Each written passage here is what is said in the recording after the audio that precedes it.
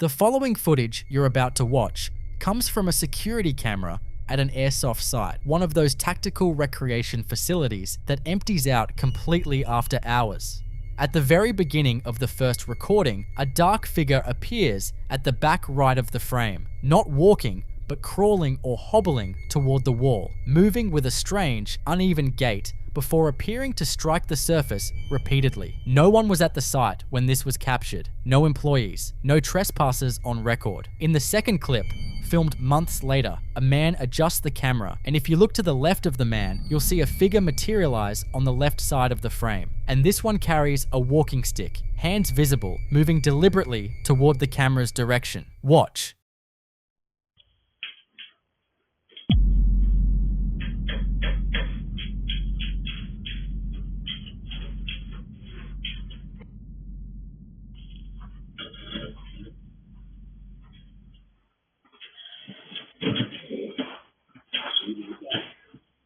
The site owner swears there was absolutely no way another person could have been in that room with the man in the second video. Skeptics will point to the obvious explanations: a squatter seeking shelter, an animal moving strangely in infrared light, perhaps even deliberate staging for attention. These are reasonable positions, but viewers in the comments notice something else. In one clip, the figure appears to emerge from nowhere, materializing rather than entering the frame naturally. One commenter described the movement as fairly humanoid, noting it looked like something walking with a stick in a way that didn't match typical animal locomotion or human trespassing behavior. Abandoned recreational facilities don't carry the same historical weight as asylums or hospitals, but they accumulate something nonetheless. Years of adrenaline, competition, simulated conflict absorbed into the structure. So what do you think? Security glitch and trespassers caught at unfortunate angles? Or something at that airsoft site that refuses to leave even after the games have ended?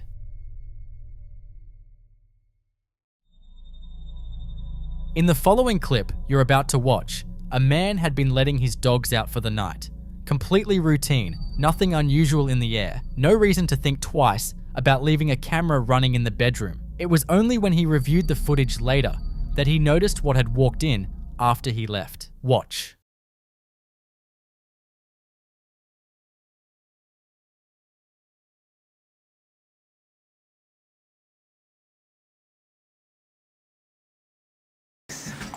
What you doing? That's my sock. Let go my sock. Have it. You guys wanna go pee-pee? Okay, let's go pee-pee. Come on, guys. Let's go.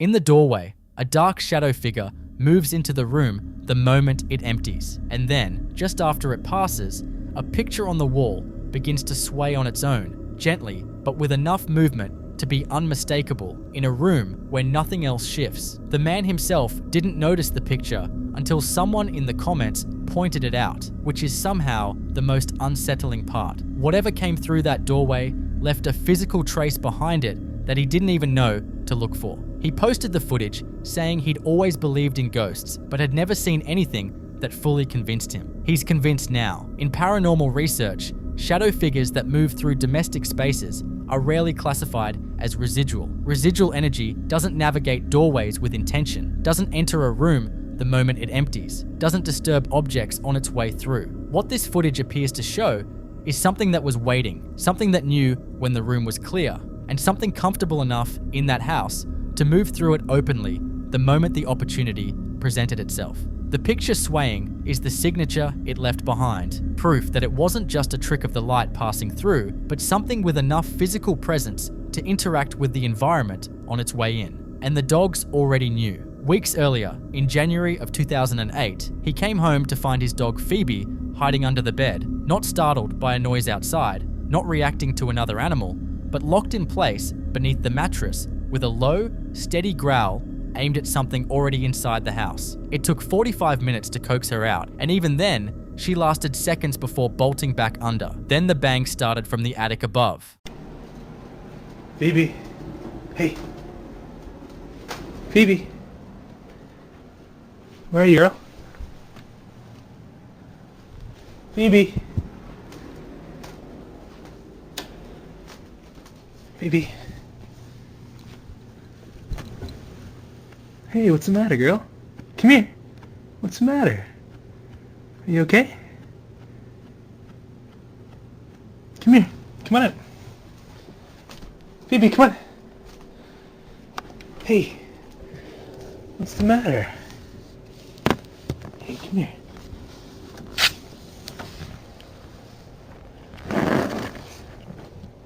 Come on. It's okay. What's the matter, girl? Come here. Come on. Come on. Come on up. Want a treat? Come on. Come here, peeps. Want a treat?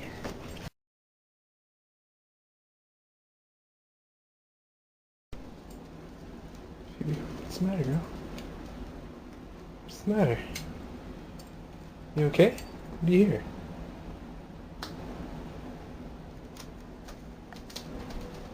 What is it?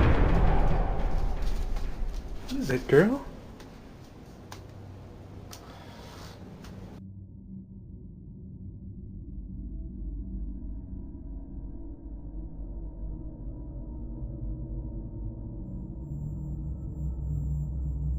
Come here.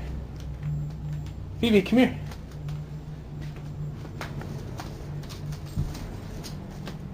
You okay, girl? What's the matter? What's the matter, honey? Do you hear something? Phoebe?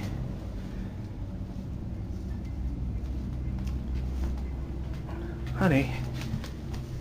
Are you okay? What the hell was that?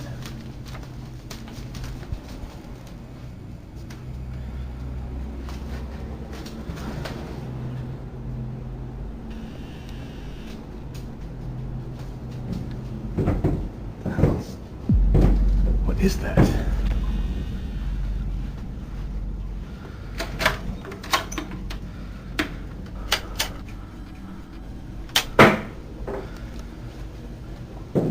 What?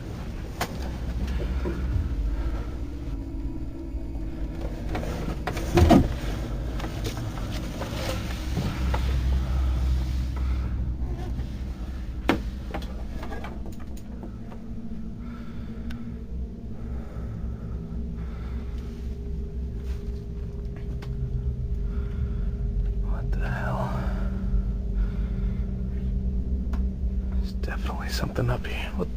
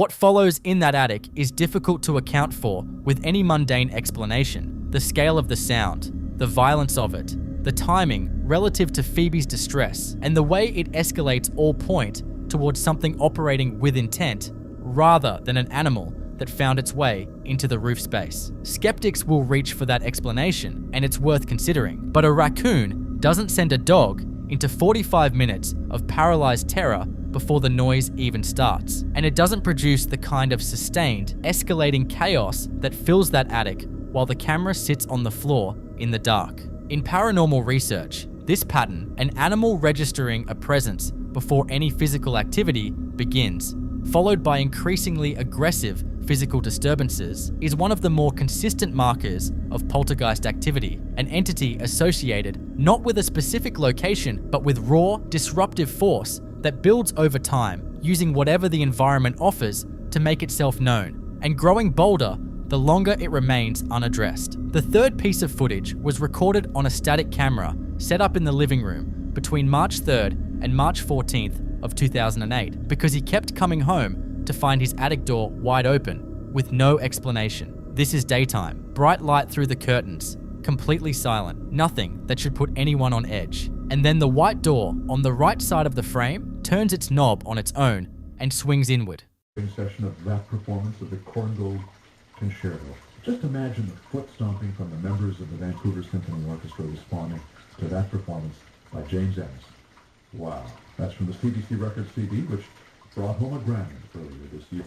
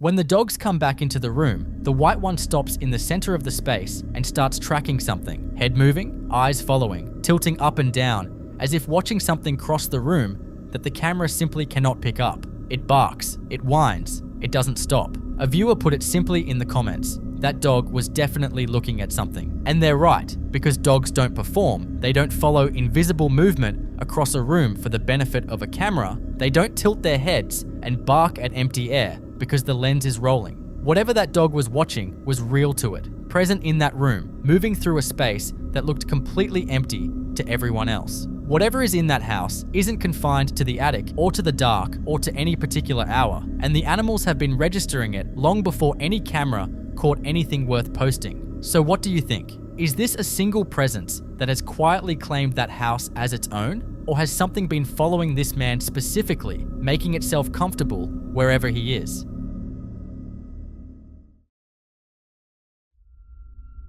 In this next clip, a man who works at a large supermarket is still inside the store after closing hours, collecting carts, tidying the aisles, doing the kind of routine end-of-shift work that nobody thinks twice about. According to him, this wasn't the first unusual night. He says that for several nights leading up to this, he and other employees had been hearing sounds they couldn't explain and catching things moving in their peripheral vision, but nothing they could get on camera. On this particular night, he had his phone out and was filming as he pushed his cart through the aisles when something stopped him cold. Watch.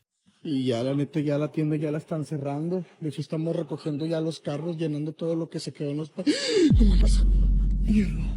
Estoy viendo a un niño como jugando. Mira, mira, mira. ¿Sí vieron? ¿Sí vieron? Y ya está, ya la tienda ya está cerrada. Ya, pues ya nada más estamos recogiendo lo de los pasillos. No mames. ¿Sí vieron? Vete a la mierda. Y ya está todo cerrado aquí. Me voy a acercar. Míralo, ahí está como que jugando. Está como que metiéndose entre los pasillos. No me quiero ni acercar, la neta me da un chingo de miedo, pero... Ay, güey, ¿qué hago? ¿Qué hago? A ver, me voy por acá. Y es que ya no hay nada de gente, ni siquiera están sus padres, o sea, no hay literalmente nadie. Niño, ya cerraron la tienda, vámonos. ¿Estás perdido? Niño. No mames, ya no está.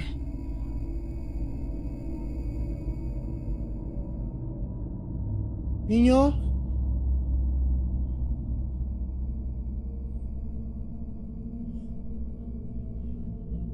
Niño. ¿Estás perdido?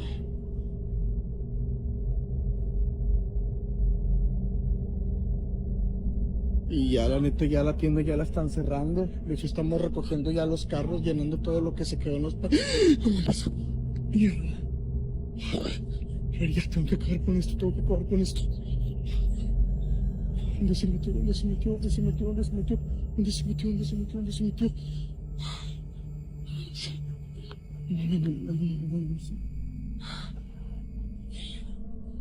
Güey, ¿qué pedo? ¿Qué pedo? ¿Qué pedo? ¿Qué pedo? ¿Qué pedo? ¿Qué pedo? ¿Sí vieron? ¿Sí vieron? Ya no hay absolutamente nadie. No mames. Esto es en la tienda donde trabajo. Y bueno, eso es lo que pasa. La verdad es que ya van varias noches que se escuchan ruidos y se ven apariciones. Pero bueno.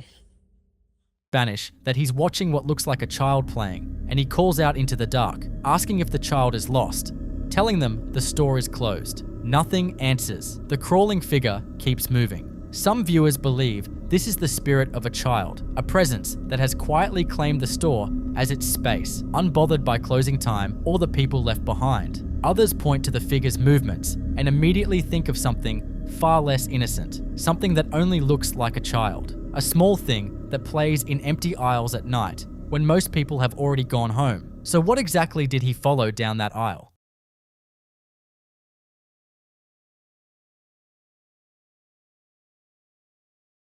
In the following clip you're about to watch, a workshop owner is at home, casually checking his security cameras from his phone the way any business owner does when they want to make sure everything is running smoothly back at the shop. What he sees instead stops him cold. His mechanic, Juan, is standing outside the workshop in broad daylight, gesturing, nodding, clearly mid-conversation, except there is absolutely no one there. Just Juan talking to the empty air, completely engaged, like he's deep in a perfectly normal work discussion with a person that the camera cannot see. The boss does what any of us would do. He picks up the phone and calls him. And this is where it gets deeply unsettling. He asks Juan who he's talking to, and Juan answers without a single beat of hesitation, Don Carlos. He's going over the budget, explaining the damage from the accident Don Carlos had on the highway the night before.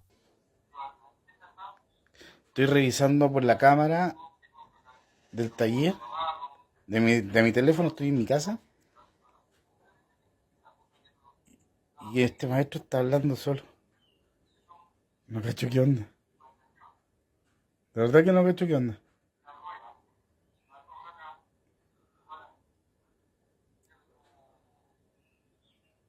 No, está hablando solo. Le voy a preguntar por cámara qué está haciendo. A ver, vamos a preguntar.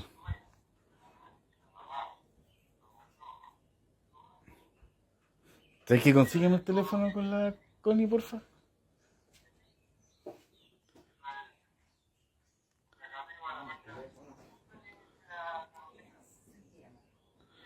Es que no me da, está hablando solo, mira, Connie. No sé si estoy loco o qué. Mira. O me está agarrando para el hueveo, o no cacho. Llámalo, weón. No sé si me está agarrando para el huevo o no sé qué anda, weón. ¿Pero con quién habla, weón?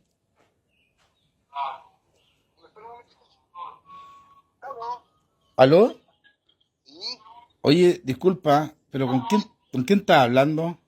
Con don Carlos, me está pasando el presupuesto y explicándole el tema del accidente que tuvo anoche en la carretera. Entonces me está viendo el presupuesto, le estoy explicándole lo que le estoy diciendo. Oye, cálmate. ¿Qué, don Carlos? Pero, oye, escúchame un poquito. ¿Tú me estás hablando del accidente de anoche? Claro. Juan, me estáis huellando, ¿cierto? No, pues estoy con don Carlos aquí, pues. Le estoy explicándole todo. Oye, ¿podéis subir? ¿Sabes qué? Oye, es que no estáis hablando con nadie, viejo. No puede ser, porque tengo el caballero aquí al frente mío, pues. No estás hablando con nadie, Juan, y ayer los que chocaron murieron todos. Juan, no estás con nadie, sube y ven a ver las cámaras, tengo todo grabado. Sube, viejo, sube, vente al tiro. Si no estás con nadie, Juan. Párala. Estoy con el caballero con el altavoz escuchándome él, pues, viejo, no, tengo grabado, vente por favor, vente. Ya voy al tiro, pero no, ¿me espera un poco, por favor? No, esta weá es... And then, the boss has to say the thing out loud that he's been dreading since he picked up the phone. He tells Juan that he isn't talking to anyone, that the space next to him is completely empty, that the cameras have the whole thing recorded, that there is no Don Carlos standing in front of him. And then he drops the part that makes your stomach fall out from under you. The people in that crash last night didn't make it. Every single one of them died. Juan doesn't believe him. He pushes back, insisting Don Carlos is right there, listening to him, standing close enough to touch. The boss is now yelling, frantically telling him to come inside and look at the footage himself, because what is happening on that screen in real time is something he cannot talk his way around. And the mechanic, slowly registering the genuine panic in his boss's voice, finally agrees to come up. In paranormal research, this type of encounter is referred to as a crisis apparition, a phenomenon where someone who has just died appears to a person they had unfinished business with, often completely unaware that they have passed. So what do you think? Was one given a rare and terrifying glimpse into the moments right after death? Or is there another explanation for the invisible presence standing in that workshop yard?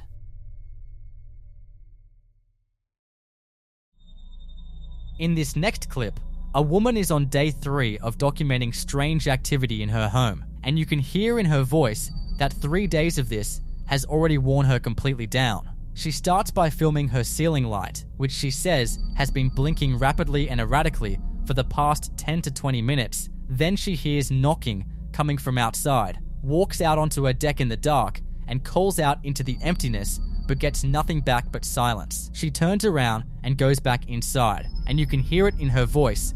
She is done. She starts talking about wanting to pack up and leave entirely, and that's the exact moment the house decides to make its point. Her dog lets out a soft, anxious whimper, and a split second later, all hell breaks loose. So this is day 3 of the weird, strange occurrences at our house. Right now this light has been steadily blinking for about 20 minutes and maybe 10, and I just don't understand why. Okay, now it's like not blinking at all. I guess it's okay now. But that and the hearing the voices and stuff sometimes, and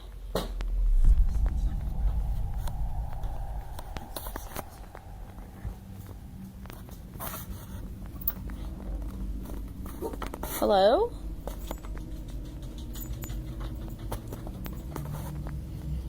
Hello? Hello? Who's here?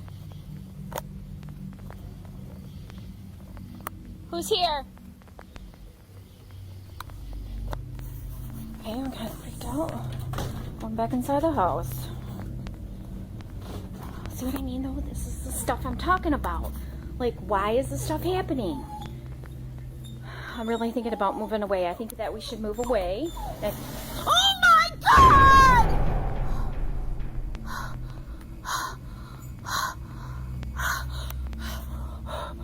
Did you see that? Oh my God. Oh my God.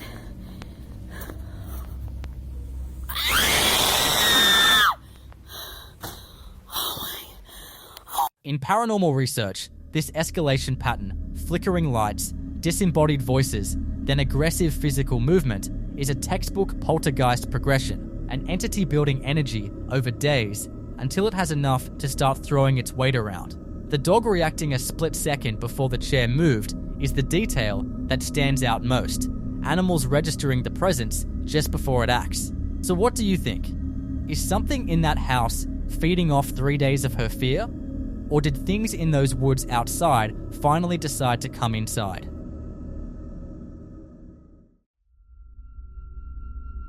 In this next clip, we're looking at footage that came out of Romania, and right from the start there is an energy in the room that is difficult to place. The person behind the camera issues what sounds like a command, authoritative, deliberate, invoking some kind of invested power, telling whatever is in that room to rip the curtain down, to pull it as hard as it can. And before the sentence is even finished, the curtain moves violently to the side. Prin puterea prin care am fost investit, să rup perdeaua aia. Trage-o cât tare. Băi, Alin, băi.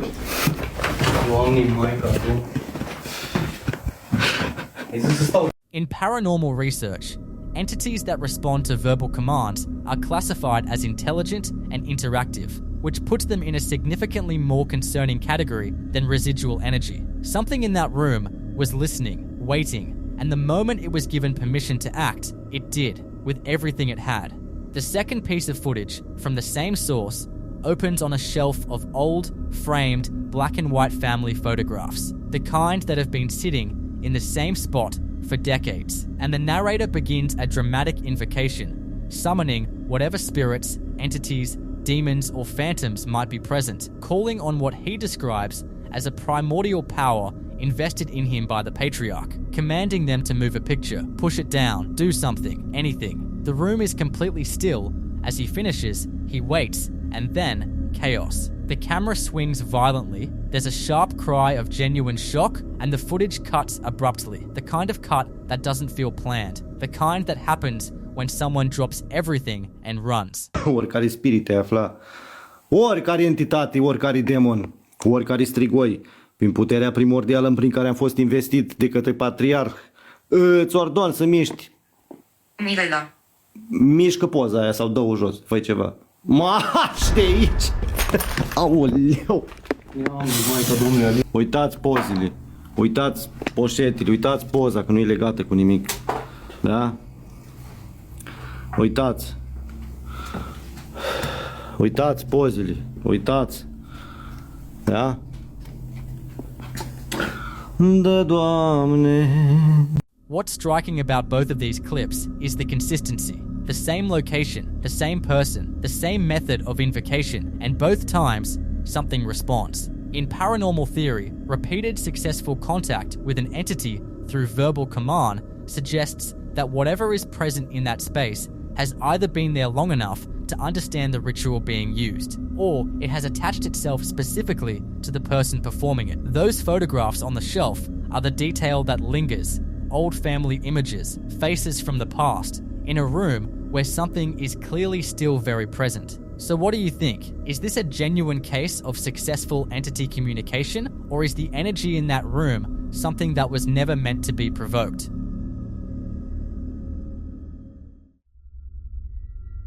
In this next clip, we're in a dark corridor, and the person behind the camera is already breathing heavy before anything has even happened. The kind of breathing that tells you they either know something you don't, or they're already picking up on something in that hallway that the camera hasn't caught yet. Speaking in Spanish, he extends an open invitation into the darkness. Any spirit, any soul, any demon present in this place is welcome. And then this happens.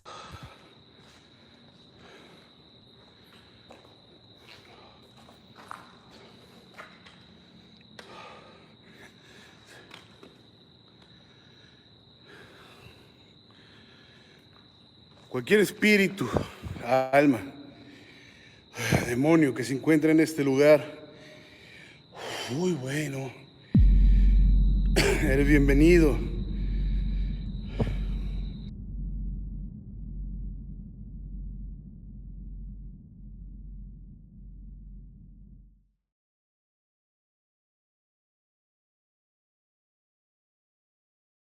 From behind the doorframe, a long finger-like shape begins to emerge, slowly, deliberately, shifting and rising through the green light with a patience that feels deeply intentional, like whatever is behind that door has been waiting for exactly this moment. The movement isn't sudden or erratic, it's controlled, which in paranormal research is always the more unsettling of the two options. Frantic energy scatters, but something that moves slowly, that takes its time, that responds to an invitation by stepping just barely into view without fully revealing itself, that suggests awareness, intelligence, and restraint. The kind of restraint that implies whatever is standing behind that door could do a lot more than wave its fingers if it wanted to. So what do you think? Did the invitation get answered, or is there something in that hallway that was already there long before the camera started rolling?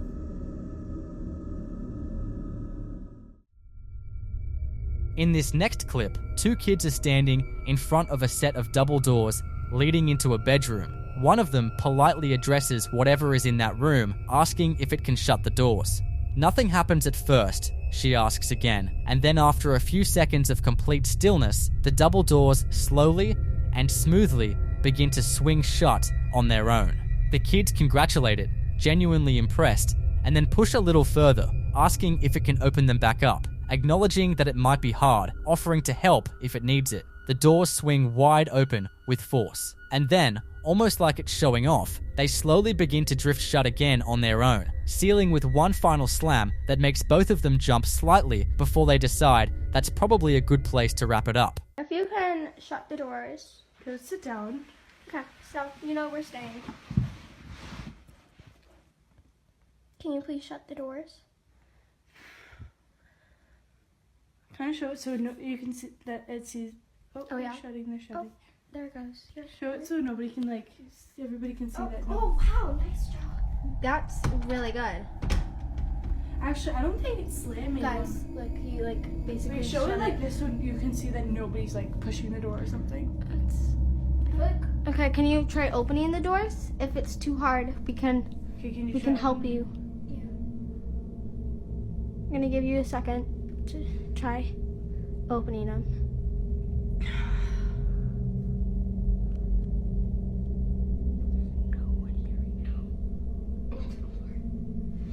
Okay, so I'm gonna give it a little push right here. That's good. Now can you please open them? Or shut them? That might have been a little hard right there. They're a little open. No, and also I feel like they would stick together. That'd be hard to Yeah. do it. Can you push it open? I smell really badly. I'm sweating so much. Me too. Me too. Let's shut it. Oh, awesome job. I feel like this will be easier to open. Wait, can you try opening it?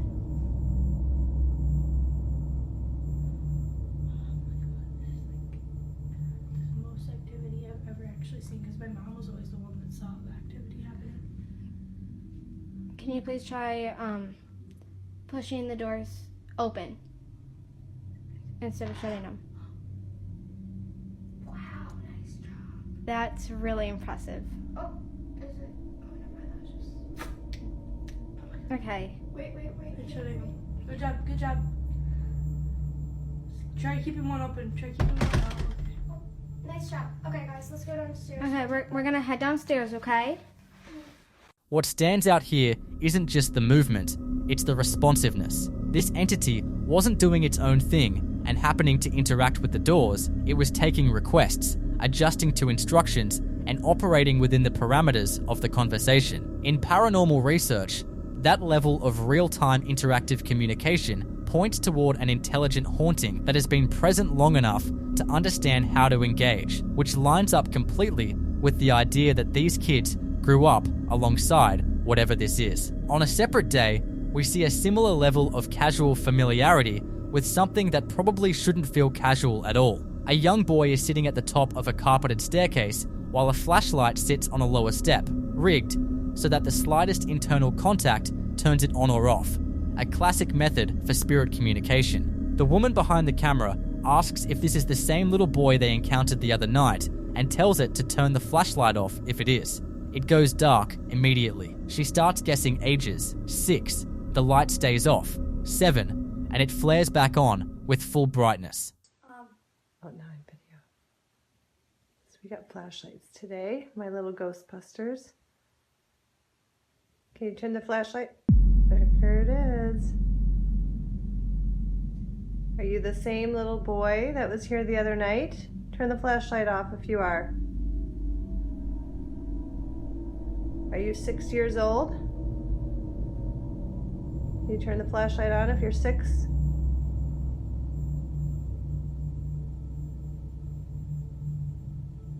Or was he 7? He was 6.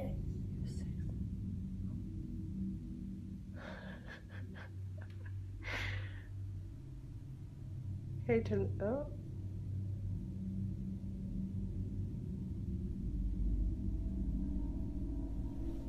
Were you here the other night? Is it on? Yeah. Yep. We had to go to Ace Hardware and get our flashlights. Is it on? Yeah. Keep the light on if you like me.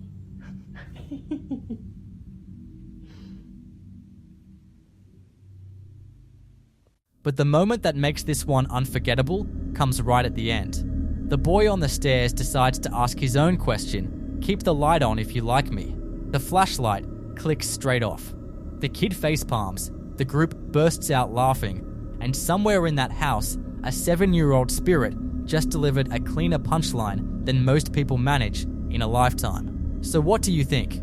Are these families sharing their homes with something harmless and familiar? Or is the easygoing nature of these interactions exactly what something more calculated would want them to believe? In the following video, a Ring security camera in a seemingly quiet residential neighborhood captures a sequence of events that has left the homeowner, Adam Gibson, in a state of genuine distress. For weeks, Adam had been noticing peculiar movement on his property, fleeting shapes caught in his peripheral vision, and the sound of footsteps when no one else was outside. Initially, he attempted to brush these occurrences off as local wildlife or simple visual tricks, but the frequency began to form a pattern that made him feel as though he was being watched. His suspicions were finally validated when he reviewed his camera's archive. The footage focuses on Adam's driveway during the late hours of the night. Take a look.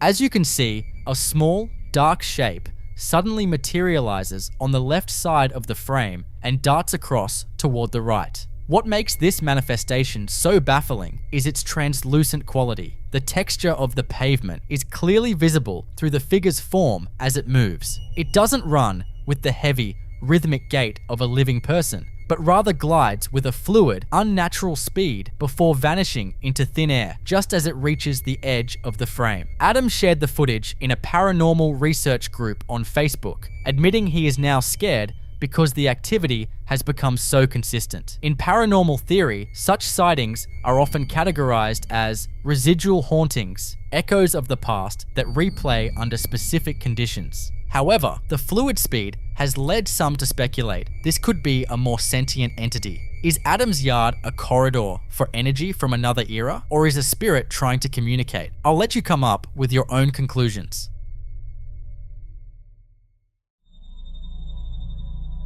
In the next video, a resident named Jorge Luis captures a sequence that blurs the line between a nightmare and a physical manifestation. Jorge explains that while he has experienced vivid dreams before, this night felt as if something were physically present in the room. He didn't wake up with a clear memory, but his surveillance footage revealed an anomaly that has left him terrified.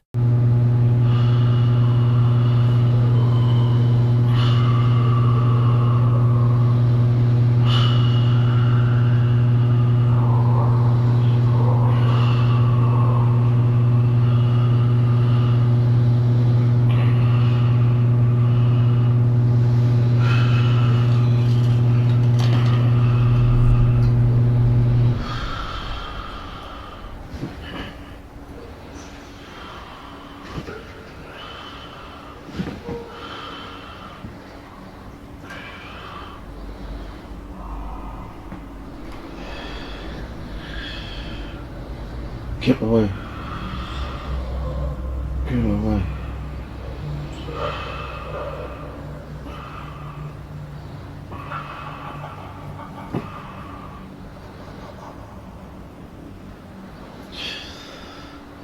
Get away from me.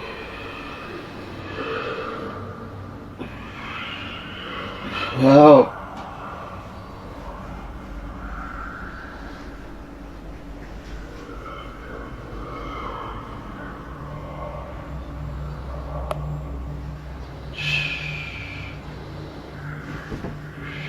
He's also attacking me. I need help, someone. Help! Help!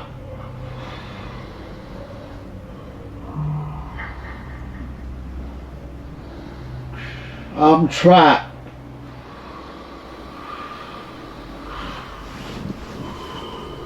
I'm trapped.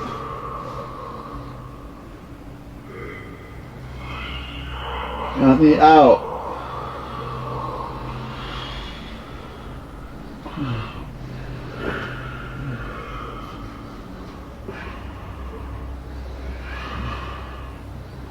Got me out.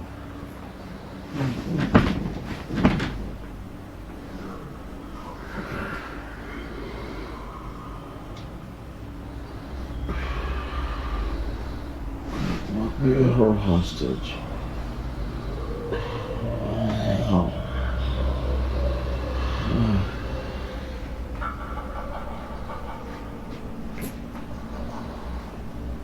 This is my family. Don't take my family. Take me instead. Let them go.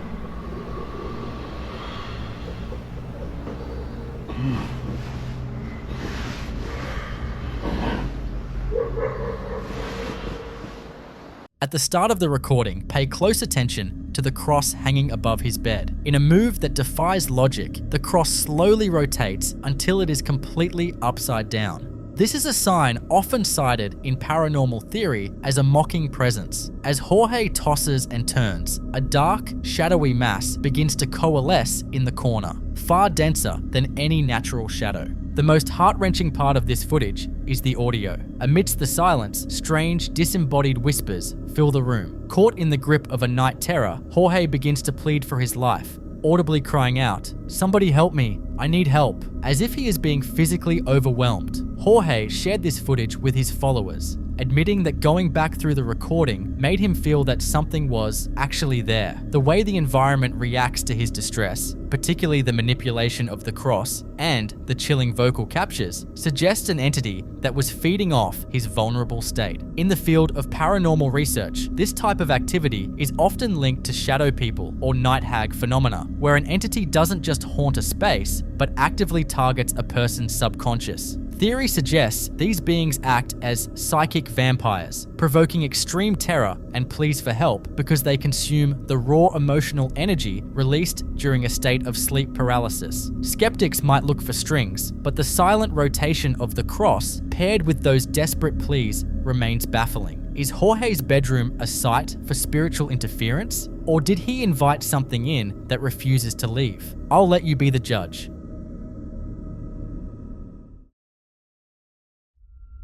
In this next clip, we witness a chilling occurrence captured by a young man who was simply trying to enjoy a quiet night at home. While watching a scary video on his computer, he began to notice something that was far more frightening than anything on his screen. His bedroom curtains were moving entirely on their own. Jorge explains that he immediately checked for any logical explanations, but the fans in the room were turned off and there was no discernible draft. But that's not all that happened. Driven by a mix of fear and a need for answers, Jorge finally decided to look outside his window to see if a prowler was responsible for the disturbance. But what he captured on the street below was far more unsettling than a person.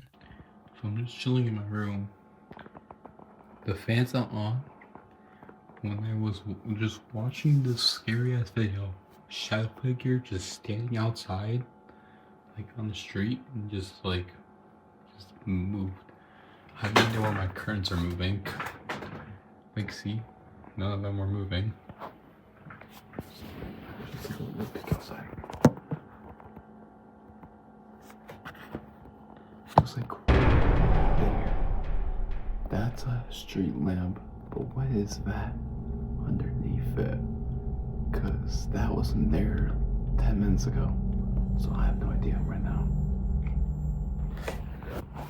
In the shadows cast by a flickering street lamp, a dark, stationary figure can be seen standing perfectly still. Jorge notes that this mysterious silhouette was not there just 10 minutes prior, and it seems to watch the house with an eerie, unblinking intensity. In paranormal theory, this is often described as a watcher. These entities are frequently reported in conjunction with physical disturbances like moving objects or curtains, suggesting they are capable of manifesting enough kinetic energy to interact with the environment from a distance. Whether this was a physical intruder or something far more spectral, the stillness of that figure on the street is enough to make anyone lock their doors. So what do you think? Was Jorge being hunted by a literal shadow, or was this a series of terrifying coincidences?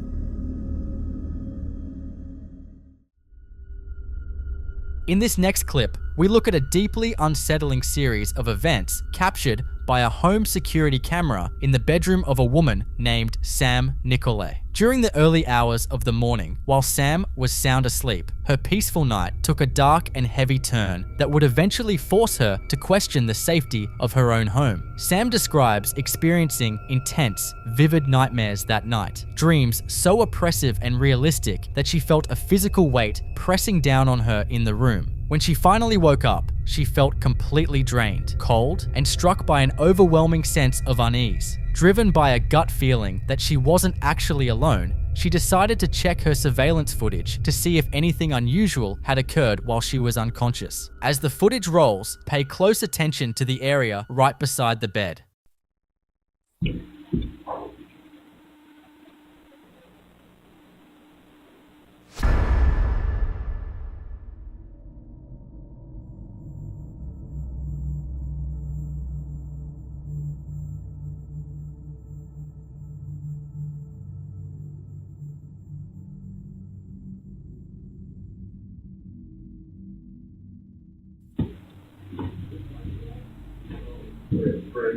A A dark, human-shaped shadow can be seen moving with chilling intent. This isn't just a faint trick of the light or a reflection from a passing car. The figure is remarkably dense, standing out clearly against the bedsheets and furniture. The atmosphere in the video feels immediately charged as the entity continues to linger, seemingly watching her while she is in her most vulnerable state.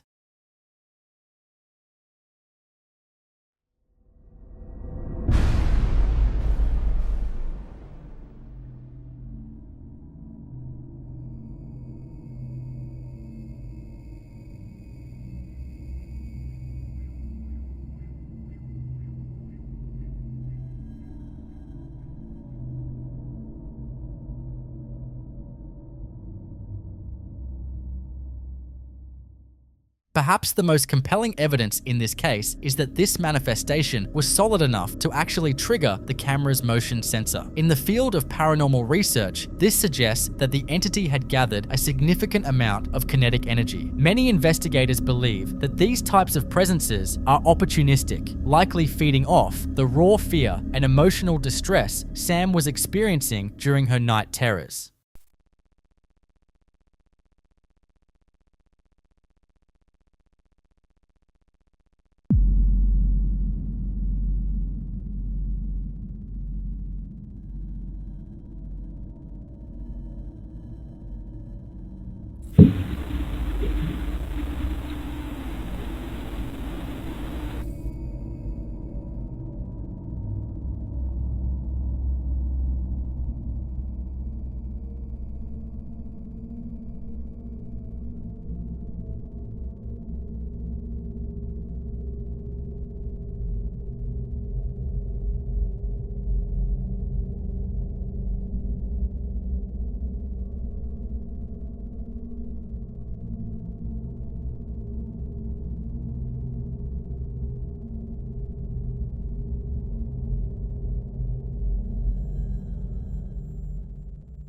On a completely different night, the same terrifying pattern repeated itself. A nightmarish dream followed by a disturbing discovery on the DVR. If you look closely at the background of this third clip, you can see the shadow manifest once more, gliding silently through the room as if it has made itself a permanent, unwanted resident. Many in the paranormal community believe these figures are shadow people. These are often described as interdimensional beings or ancient spirits that thrive in high-stress, emotional environments. They are frequently reported by people suffering from sleep paralysis, leading to the theory that they don't just watch us, they actively provoke terror to sustain their physical form. Whether this was a lingering spirit tied to the property or something more predatory that attached itself to Sam, the sight of a dark figure looming over a sleeping person is the ultimate violation of peace. Was Sam being targeted by an intelligent, malevolent presence, or was this a physical manifestation of her own deep-seated fears? I'll let you come up with your own conclusions.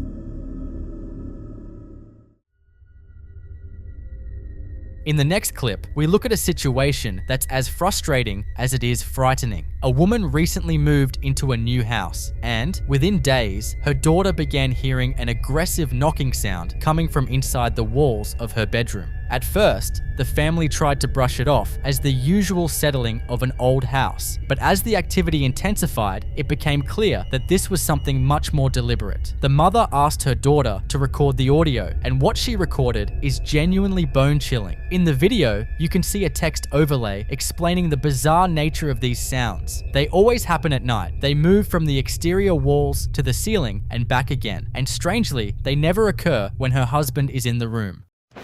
I said, do it again, and it does it again. Do it again.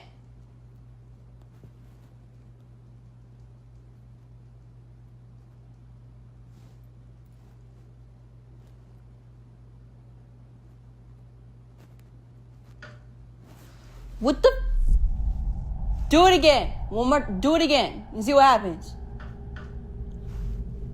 Like, get me out of this. Do it again.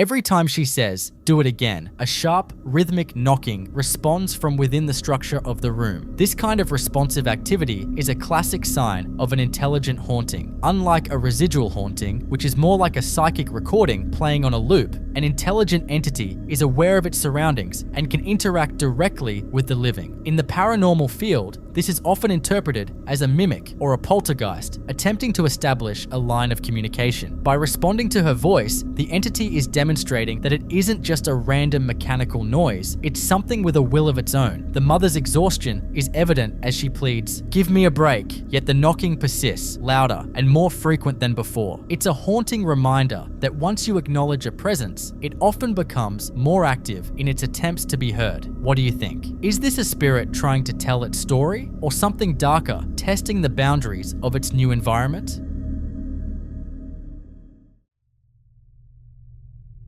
This next one is a bizarre piece of footage recorded on a phone camera that challenges our understanding of physical boundaries. The scene was captured late on the night after Good Friday in a bedroom bathed in purple light. According to the mother who shared the clip, her daughter witnessed a massive gathering of what she described as thousands of creatures, shapeshifters, and glowing figures walking toward a massive snowbank. This bank of snow is roughly 30 feet high, with absolutely no road or passage behind it. Yet, as the figures reached the bank, they appeared to vanish into thin air. Take a look.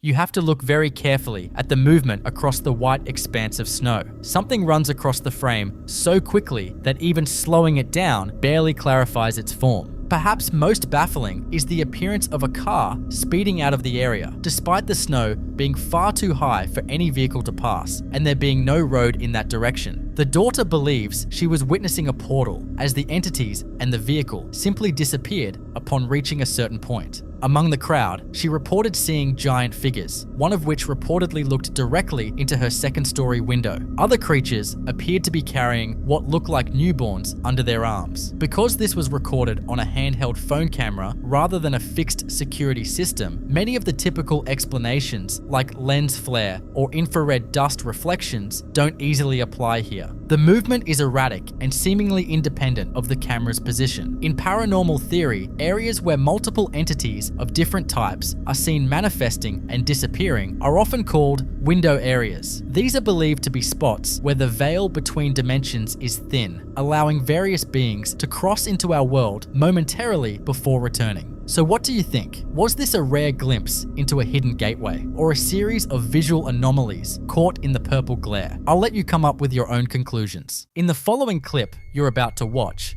we see a terrifying example of a child interacting with something that an adult is completely blind to. A mother is just casually filming her little boy, Jensen, while he lines up his toy cars on the living room floor. It's a completely innocent, quiet moment, right up until a sudden noise echoes from the other side of the room. What makes this video so chilling isn't the sound itself, but Jensen's immediate, visceral reaction to it. According to his mum, he is not typically a cuddly or clingy kid, but the absolute second this happens, his survival instincts completely take over. Watch what happens when his mum starts asking him very specific questions about exactly what he is looking at.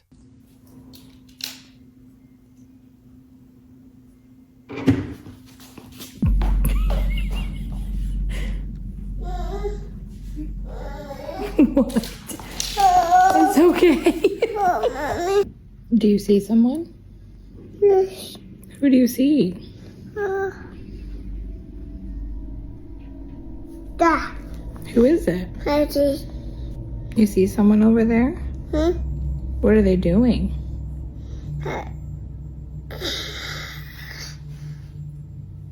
That's what they're doing? Yes.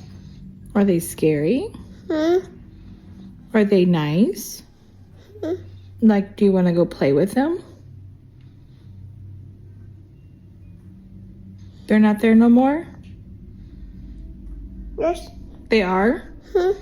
What are they doing? Is there still someone over there by your toys? Daddy. Is it a man? Or is it a lady? Daddy. A lady? It's a woman? Do you know her name? Dad. What's her name? Dad too. Oh, she's in the kitchen now? Oh. Hi. She's up high? Yes. Dad. Oh. Dad. Oh. What? Daddy. What is it? Dad. You tell me, I don't see anything. Oh, Dad. You keep pointing by your toys. Is there someone by your toys? Oh, shit. You keep pointing to the chair. Oh. Is there someone in the chair? Yes. Can you point to where you see someone? Where are they? Dad. They're right there. What are they doing?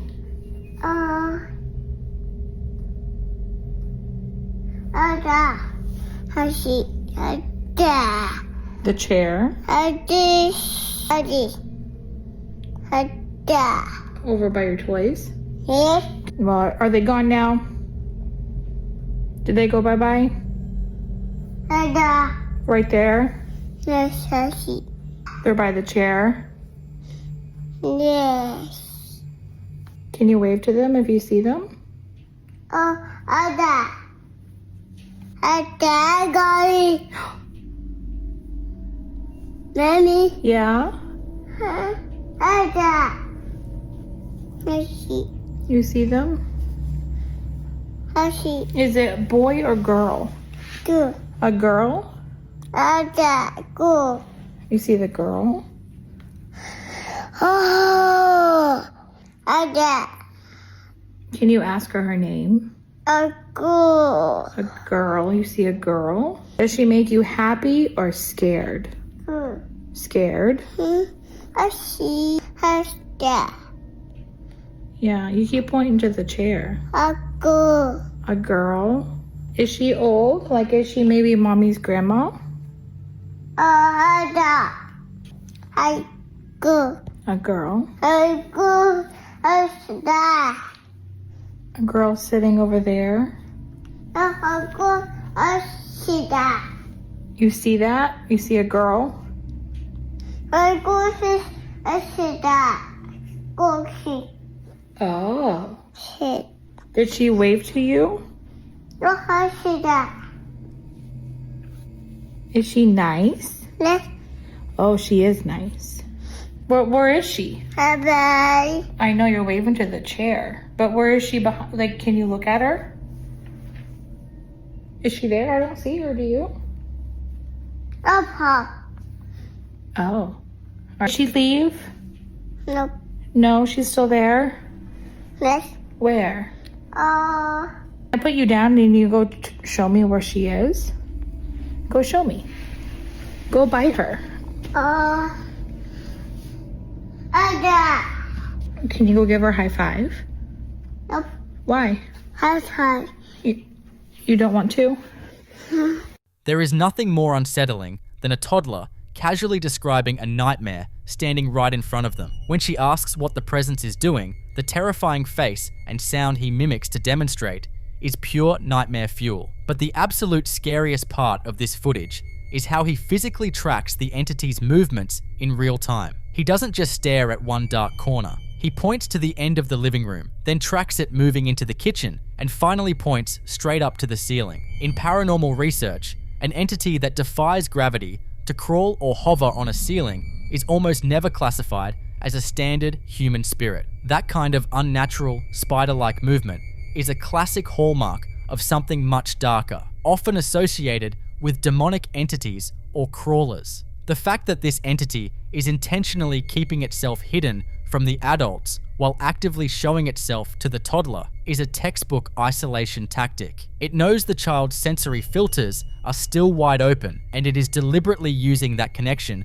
to feed off his pure, unfiltered panic. After little Jensen's terrifying encounter with whatever was crawling on the ceiling, the family understandably set up a security camera to see what was actually happening in their living room. And a few days later, the camera caught another incident. The older brother, Tucker, is just getting ready to head out with his mum, but as he's standing there, the environment is clearly highly active. Keep your focus on the little toy duck sitting completely by itself in the middle of the floor, and keep an eye out for the strange, illuminated anomalies floating through the air. Watch Tucker's body language closely too. It looks like he might actually catch a glimpse of the movement out of the corner of his eye before they walk out the door.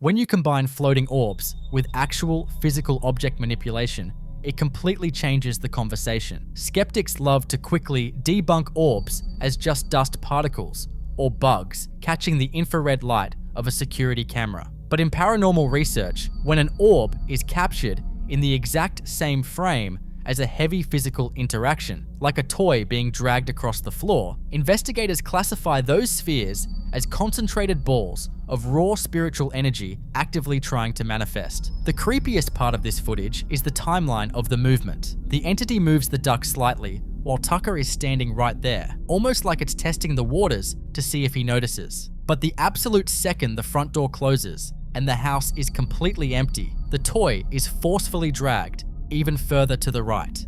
It proves that whatever has attached itself to this family isn't just putting on a spooky show for an audience. It is physically occupying their space, and it has absolutely no problem playing with the kids' toys the moment they leave the room.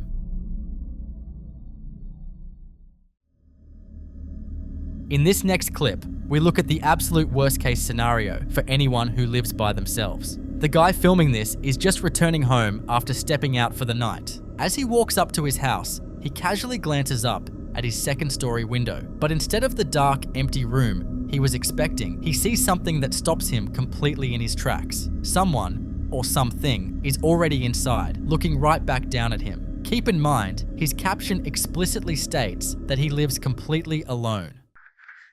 No mamen. Acabo de llegar del trabajo y vean lo que estoy viendo en la ventana. No mamen.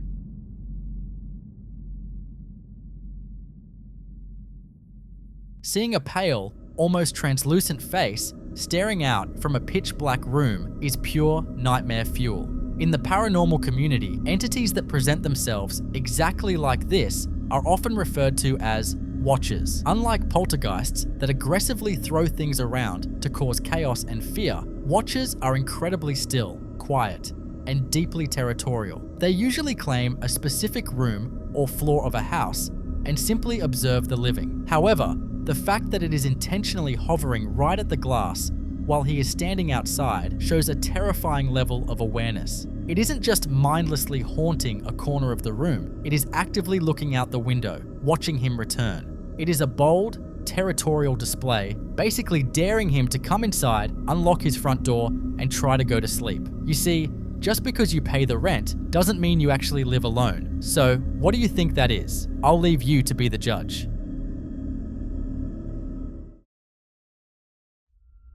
In this next clip, we tap into one of the most primal fears you can experience. You're home completely alone, locked in your bedroom, when someone starts knocking and calling your name in your mother's exact voice. The only problem, the first time this happened, she was actually on the phone with her real mum at that exact moment, who confirms she isn't anywhere near the house. When dealing with a mimic, the golden rule is to never respond and never open the door. But watch what happens when she refuses to answer and the entity decides it's completely tired of waiting in the hallway.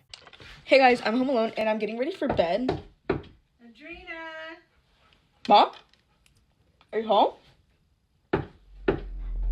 Adrena! Are you there? Wait, I thought you weren't gonna be home for another 30 minutes. What? Adrena!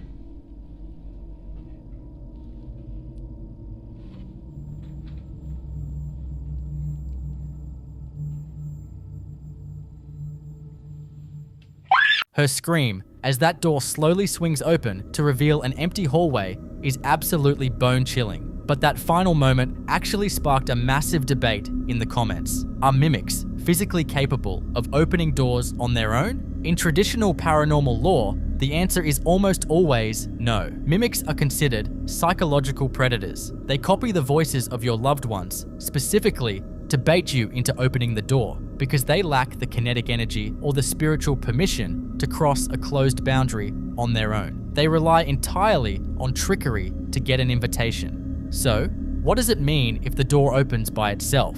From a paranormal theory standpoint, it suggests two incredibly terrifying possibilities.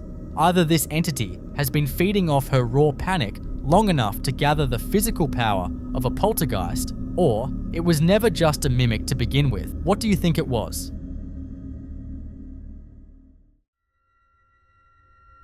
In this next clip, a man was walking through the Valley Plaza Mall late at night, long after the stores had closed and the crowds had gone home. It should be dead silent, but as he's walking past the dark storefronts and empty massage chairs, he hears something that immediately makes his blood run cold. The distinct, echoing sound of children laughing. So, he immediately pulls out his phone to document it and manages to capture the giggling on camera. But as he's trying to figure out where the sound is coming from, he notices something moving in the shadows down the hall. Keep your eyes on the dark kiosk counter in the distance and listen closely.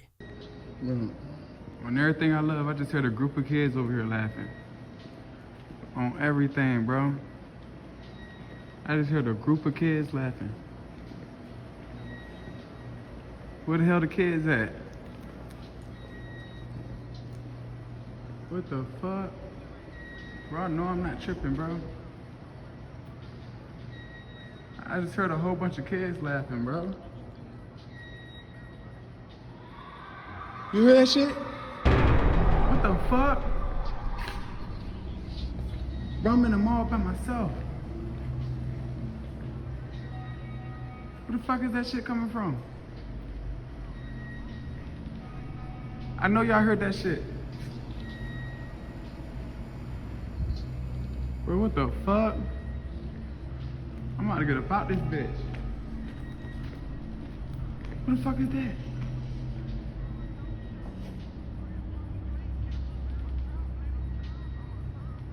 What the fuck is that? Staring right at me. Right there.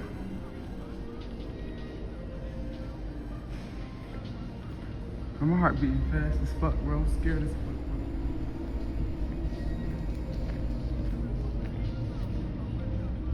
There's a person right there in a red shirt right in front of me.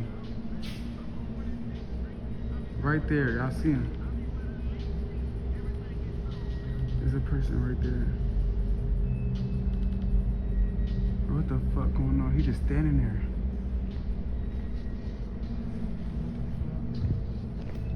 Look, he just standing there, bro.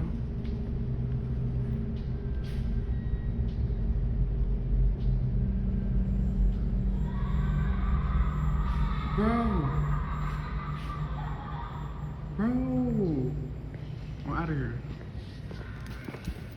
Hearing a child's laugh in an abandoned or empty space is basically the ultimate horror movie cliche, but in the paranormal community, it is actually taken very seriously. There are generally two schools of thought when it comes to phantom children. The first is that it's residual energy. Moles are places of high emotion, excitement, and energy, especially for kids. That intense joy can basically get recorded into the environment, playing back like a broken tape when the building is quiet. However, the second theory is much darker. Many investigators believe that malevolent entities will actively mimic the voices of crying or laughing children. It's a predatory tactic designed to instantly lower your guard and trigger your natural instinct to go investigate and help. When you combine that phantom laughing with a physical shadow ducking behind a counter in the distance, it looks a lot less like a residual echo and a lot more like an intelligent entity playing a very dark game of hide and seek, actively trying to bait him further into the dark mole.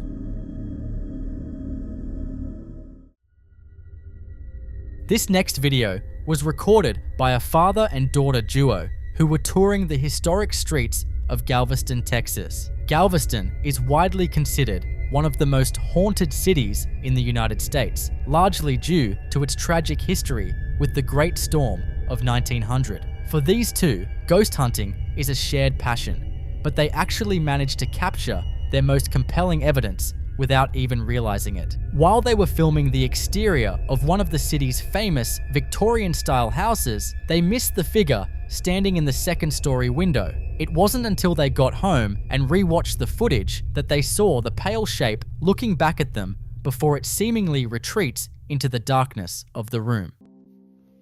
Alright, so we took this video a while back. It's probably about 4 years ago, when I took my daughter to Galveston. We're doing those ghost tours.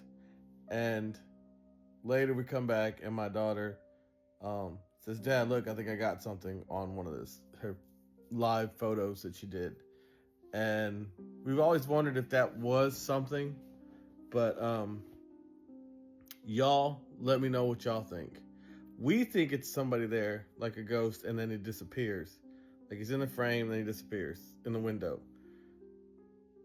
Now I'm gonna zoom in on it and play it. It was a live, so I have to zoom in and then do it because it's hard to see the whole video, but when we saw it there, that's what we call it. Y'all tell me what y'all think this is.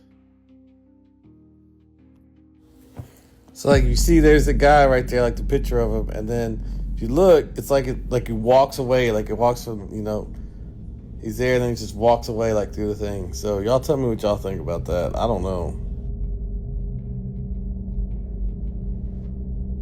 I know it's kind of hard to see on there, and I was trying to zoom in and zoom out and trying to get a closer look at it, but the first picture I put, it shows like it's still framing me up close, and it looks like a guy with like a hat with the white, looks like a figure in that window. It said I had to try to zoom in because it's a live video, so if you push it one way, you have to zoom on it just right so it follows it. But I don't know. What do y'all guys think? Do we get something? Do we not get something? Is it maybe something? Could it be a ghost? Could it not be a ghost? I wanted to research more on like that house because apparently there was a lot of stuff that went on in that house. If you've ever taken the tour in Galveston, one of them that goes by, we've taken a couple times just because me and my daughters, we love to go ghost hunting. But we've taken it a couple times. They showed us other pictures and stuff around there. Some other pictures other people have taken. But yeah, just let me know what y'all think. I mean, I talked to one of the tour guides that gave us the tour last time. I showed her that, and she was like, yeah, I think that's something. So, I don't know if she's just saying that or what, but y'all tell me what y'all think. Galveston's haunted reputation comes from a massive amount of residual energy left behind by its turbulent past. These old houses are like sponges for spiritual activity, and sightings of figures in white are incredibly common in this area. Often, these are believed to be the spirits of former residents who are still tethered to their family homes, repeating their daily routines in a loop. However, the way this figure moves is what has paranormal investigators talking. A residual haunting usually doesn't react to the living. It just plays like a movie on a loop. But this figure appears to notice the camera and immediately moves away, which suggests an intelligent entity. It knew it was being watched and chose to disappear back into the shadows of the house. What do you think that was? Was that a spirit of old Galveston watching from the shadows? Or is it just a trick of the light? I'll leave you to be the judge. The following clip you're about to watch comes from a creator named Reese Royales, whose family rented a cabin for a getaway, only to find out it was heavily haunted. Reese actually noticed the activity first when a kitchen cabinet opened completely on its own. Understandably freaked out, he went to tell the rest of the family, and they all rushed downstairs to see it for themselves. You can feel the nervous tension in the room as they crowd into the dimly lit kitchen, cameras rolling, waiting to see if the anomaly will repeat itself. Which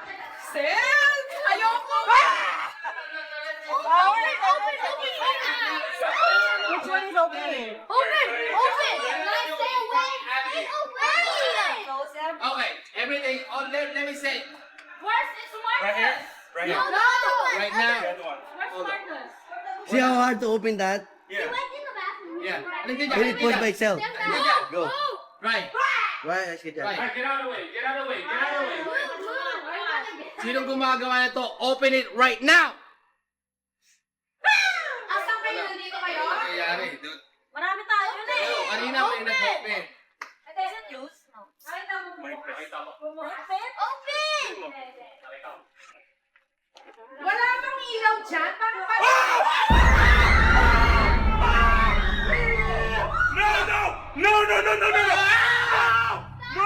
Stop! No, I saw that.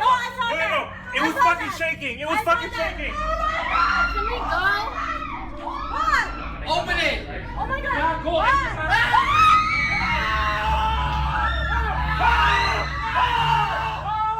And as you can see from their terrified reactions, it definitely happens again. The cabinet violently swings open, sending the entire family screaming and scrambling out of the room. So, what exactly might be at play here? In paranormal theory, an entity capable of physically moving heavy objects right in front of a large, active group of people is displaying a massive amount of kinetic energy, often the hallmark of a poltergeist. Poltergeists act like energetic sponges, feeding off high emotion environments. The combined fear, anticipation, and chaotic energy of the whole family rushing downstairs likely gave the entity the exact charge it needed to manifest so aggressively. Now, while the family's panic feels incredibly authentic, several skeptical viewers in the comments were quick to point out the logistics of the room, with one simply asking, "Who was under the cabinet, haha?" Given the camera angle and the dark island counter obscuring the lower half of the frame, it's entirely possible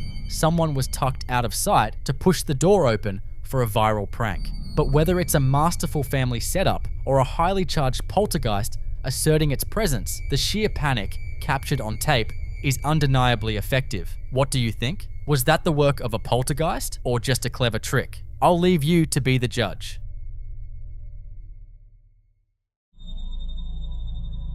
This next clip starts off wholesome enough. A father is just hanging out in a bedroom, filming his young daughter as they play a simple game of catch. The focus is entirely on her having fun, but if you look past the bed to the window in the background, you'll catch a detail that completely ruins the vibe.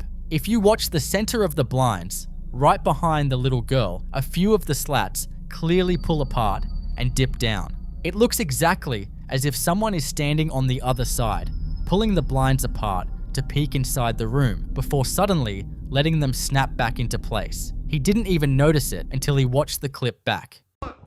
Okay. Are you sure? Yeah. Okay.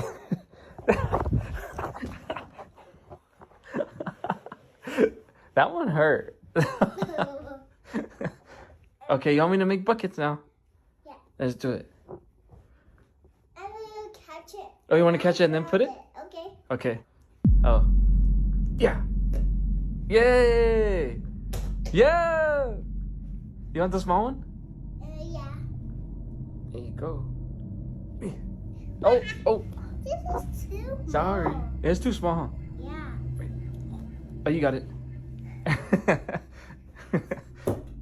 No, almost. I mean, you hit SpongeBob though.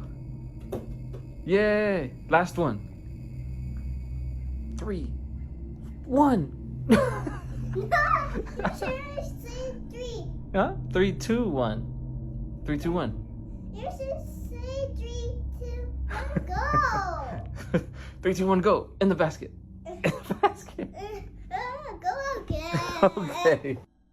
When he posted the footage, he explained in his caption that the window was completely shut and he didn't see any physical fingers poking through to manipulate the blinds. Understandably freaked out, he asked his viewers if it could be a ghost. He even mentioned that the grandmother came in to bless the room shortly after they noticed the anomaly, but he admitted he's still feeling pretty uneasy about the whole situation. In paranormal theory, this kind of subtle, voyeuristic activity is incredibly unsettling. Entities will often start their manifestations by simply observing, figuring out the dynamics of the household before making a larger move. The fact that it's focusing its attention right behind a child makes the whole thing feel undeniably predatory. In the second part of this saga, the dad realizes just how crazy the situation actually is. He goes back into the room to investigate and films the setup to prove to everyone that absolutely nobody else was inside with them. He shows the empty room, pointing out exactly where his daughter was sitting on the bed. But then he takes things a step further to debunk any skeptics who might think a prankster was just standing right outside the window.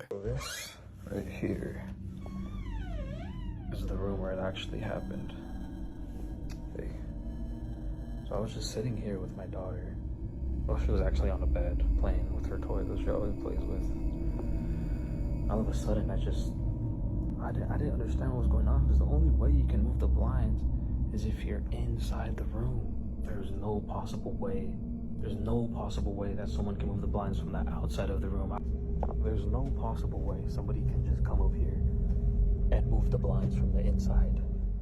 He takes his camera outside to film the exterior of the house, and that's when you realize the bedroom window is actually on the second floor. The only way someone is opening those blinds from the outside is if they are over 9 feet tall. It's physically impossible for a normal person to reach that window from the ground, and we already know there was no one else hiding inside the room to do it from the inside. This completely rules out a simple neighborhood prank and firmly pushes this into paranormal territory. But if you think a creepy, peeping ghost is bad, just wait. The next day, he went back to review security footage to see if his cameras caught the detail his own eyes missed in the moment.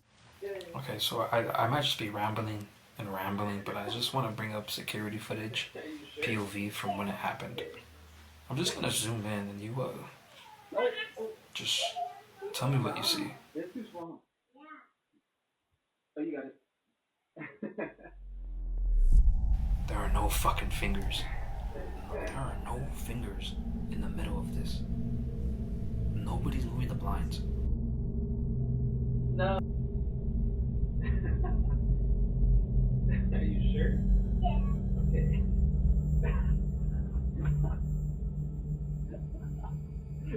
That one hurt. Okay, you want me to make buckets now? The only way someone will be able to open that window is from the left to the right side. Okay. Oh. Yeah. Yay! Yeah! You want the small one? Even when outside of the house, the only fucking way is from the left to the right. There was no opening in the middle, even on the outside or the inside. Yeah! You would need to step on the stepping stones to get on that. Yeah! You want the So small one? I don't know. Go. Sorry. This is wrong. Oh, you got it. No, almost. I mean, As you can see, the activity doesn't just happen once. The blinds are manipulated twice in a way that feels incredibly rhythmic and deliberate. He even zooms in to show a detail that is frankly a huge red flag. There are absolutely no fingers visible. In a normal prank, you'd see the tips of a hand or at least a shadow blocking the light, but here the slats just separate. Now, here is the logic pivot that really pushes this into paranormal territory. He points out that not only is the bedroom on the second floor, meaning a prankster would need a massive ladder just to reach the glass, but these specific blinds don't even open from the middle. They are a solid unit. For those slats to dip down like that, something has to be applying physical pressure directly to the center of the plastic, a feat that would be impossible for a simple breeze or a shifting foundation. If you thought the voyeuristic behavior with the blinds was unsettling, this next clip proves that the entity is quickly moving out of the observation phase and into something much more aggressive. Same room, same heavy atmosphere, but this time the interaction is a lot more direct. As the homeowner films the bedroom door, it starts to drift open with a slow, agonizing creak that feels entirely too deliberate to be a draft.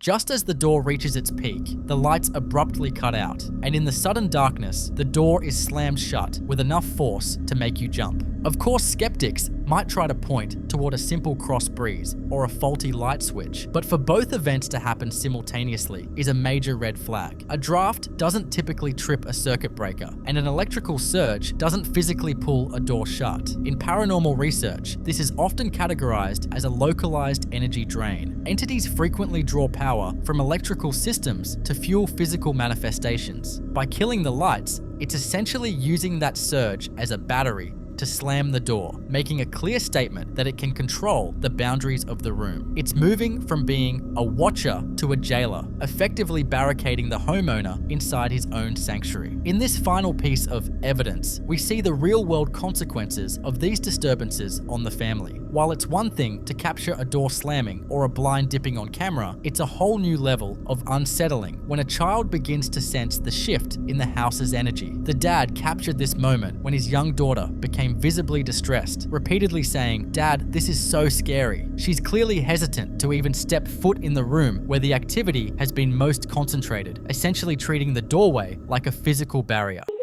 So scary. This is so scary.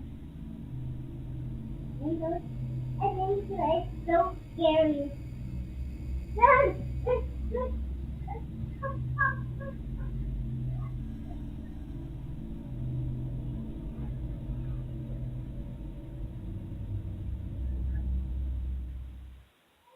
Children are often considered intuitive barometers for a haunting. They are incredibly receptive to shifts in the atmosphere and can often sense an entity's presence long before it manifests physically for an adult. Her refusal to enter the room suggests that the entity has successfully established a territorial hold over the space, making it feel unwelcoming or even predatory to the most vulnerable member of the household. Is this just a child feeding off the nervous energy of her father, or has the room itself become a site of active, intelligent aggression that even she can feel? I'll let you come up with your own conclusions.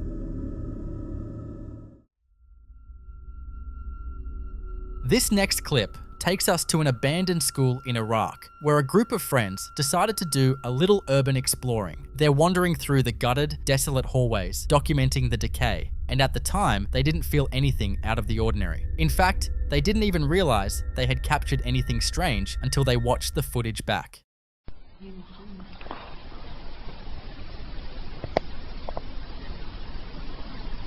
مخمة ما كانت موجودة.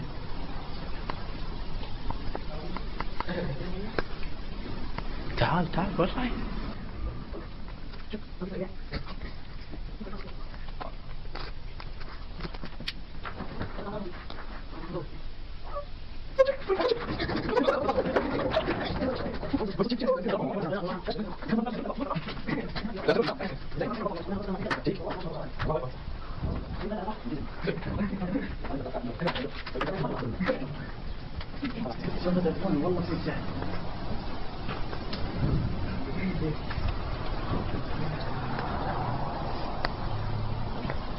والله بس تليفون شيء والله شاحن فل الحمد لله على الباب لا يبقى مش خمطه تليفوني انطفى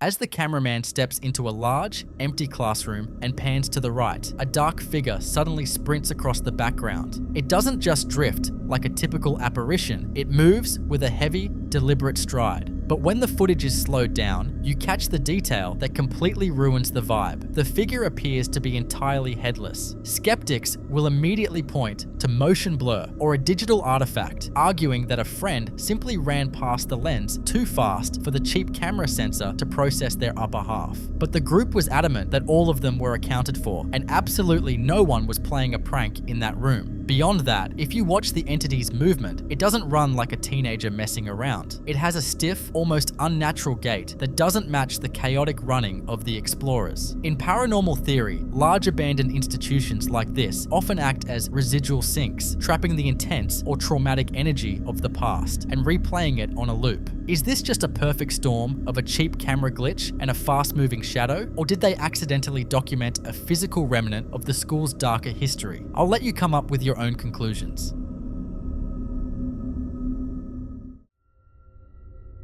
This next clip takes us into the home of a creator who has been documenting a slow descent into paranormal activity. She's been noticing strange disturbances for weeks, unexplained noises and things shifting, but it all reached a breaking point with this child's doll. In the footage, you can see the doll thrashing around on the floor with an almost violent level of energy, vibrating with a force that feels completely out of place for a nursery.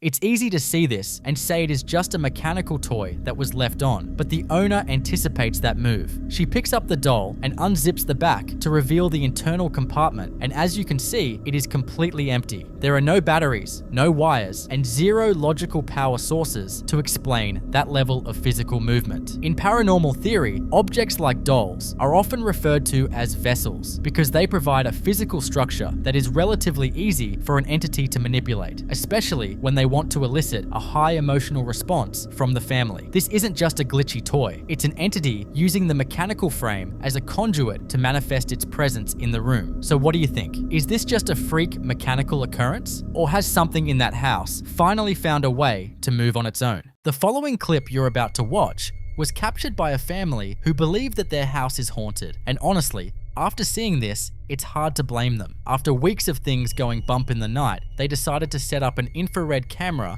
to see what was happening in the living room while they were out. They probably expected a door to drift or a shadow to pass by, but what they got instead was a full-on auditory assault.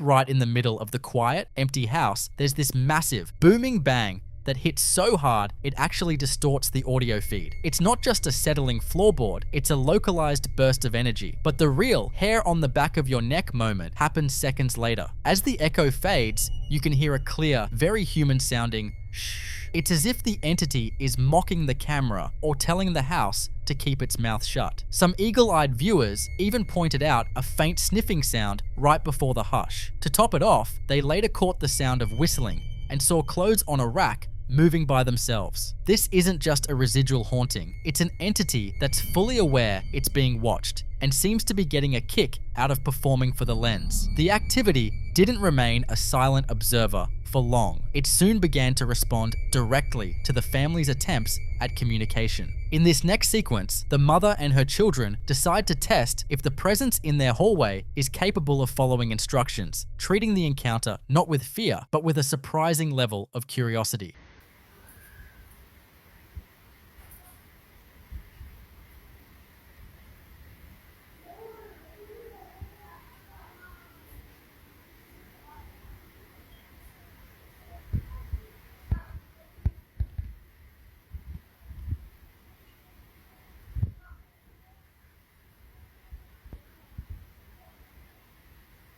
Close the door.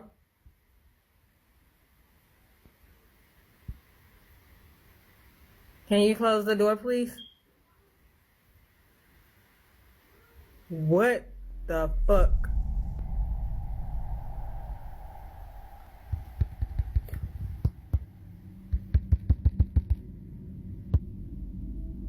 Let me ask. Open the door if you need help. What the? You do? Oh my! It opened it wide as shit. Oh my god! Close the door if you need help. I swear to God, I put it on. Oh my! Why is it doing? What the? Bro, no! Yes, I knew. Yes, I knew. Elgin, please. Do you see Elgin, it? can you please? It's closed all the way, bro.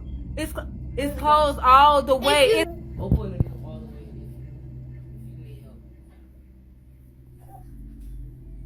This place haunted. Oh my god. Close the door if you need help. Close the door. I'm getting scared. I'm getting so scared. I'm gonna cry, bro. Move it. Standing in the living room, they ask the entity to open the door if it needs help. Almost instantly, the heavy door at the end of the hall swings wide with a slow, purposeful motion. The interaction becomes even more startling when they ask it to close the door. The door doesn't just drift shut, it is pushed with enough force to fully engage the latch. You can clearly hear the mechanical click as the door locks back into place, a feat that would be impossible for a simple draft or a shifting foundation to accomplish. This level of precision indicates an intelligent entity with the ability to manipulate hardware and respond to verbal cues in real time. The family is left standing in a house where the doors act as a medium for dialogue, confirming that the shh from the previous night was just the beginning of a much more interactive haunting. It seems the entity isn't just living in the house, it's listening to every word they say. As the activity within the house intensified, the family began to suspect that the disturbances were not limited to the interior walls. Driven by the sound of inexplicable noises echoing from the darkness of their property, the father decided to extend his surveillance to the backyard, hoping to identify a natural cause for the unrest. What he discovered was a new, bizarre layer of the anomaly, one that seemed to possess a more organic, yet entirely unnatural form. Listen carefully and watch out for the orbs.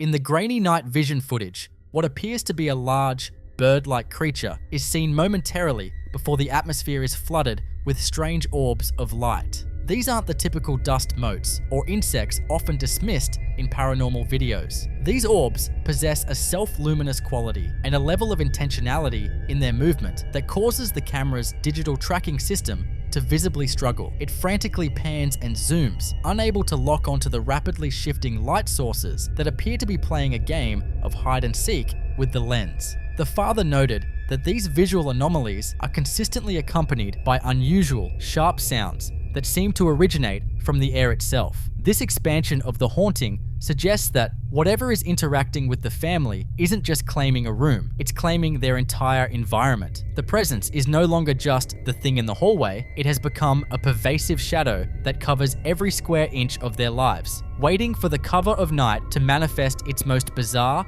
and evasive forms. Throughout the documentation of these events, viewers consistently offered the same piece of advice: move. For most, the logical solution to a haunted house is to simply leave it behind and start fresh. Taking this suggestion to heart, the family uprooted their lives and settled into a completely different residence, hoping to find the peace that had been stolen from them in their previous home. However, in this next sequence, the true, terrifying nature of their situation is finally revealed. At exactly 3:00 a.m., in the absolute silence of their brand new home, the familiar sounds of the unknown returned with a vengeance.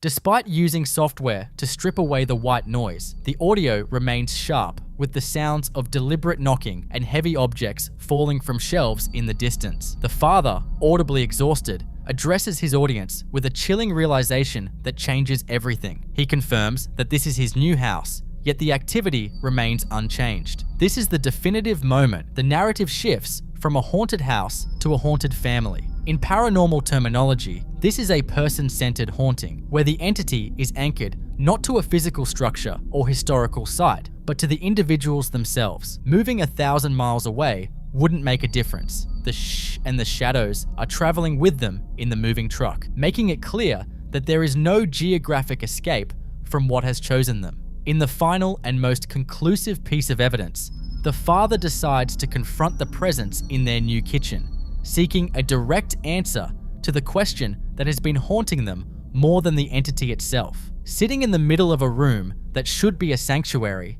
he begins a verbal dialogue, asking the entity to manifest a sound on command. Hello?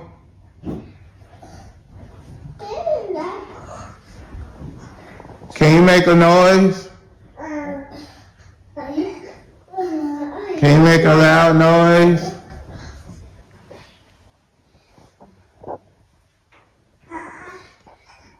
Is this your old house?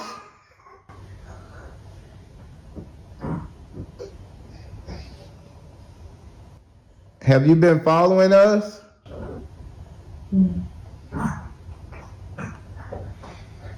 I can hear you. Are you in the kitchen?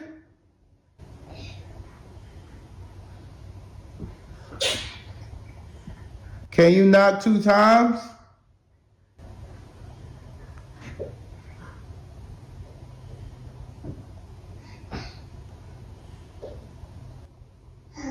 only hear one knock. Can you consistently knock 2 times?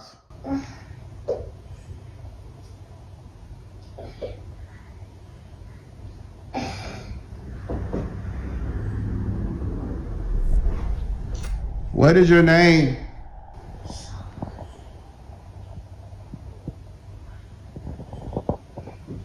The response is immediate and chillingly intelligent. Perhaps the most disturbing moment comes when he asks the entity directly if it followed them from their old house. The ensuing series of knocks feels like a sentient confirmation, a dark admission that the change of address was entirely in vain. This interaction removes any lingering hope that the family was simply dealing with a bad house. It confirms a person-centered attachment, a phenomenon where an entity is emotionally or energetically tethered to a specific individual or group. The family is now faced with the sobering reality that they aren't just living in a haunted environment, they are carrying the haunting with them. The doors may be new and the walls freshly painted, but the guest in their kitchen is the same shadow that drove them away from their last home. They have discovered that you can leave a building, but you cannot leave behind a presence that has decided you are its anchor. So what do you think? Is there any way to break a bond that transcends physical boundaries? Or are some attachments simply permanent? I'll let you come up with your own conclusions.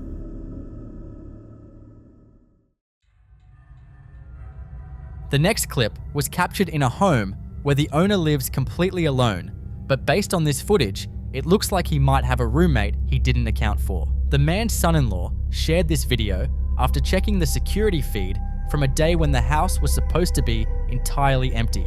What starts as a quiet afternoon quickly turns into a display of physical aggression that's pretty hard to debunk.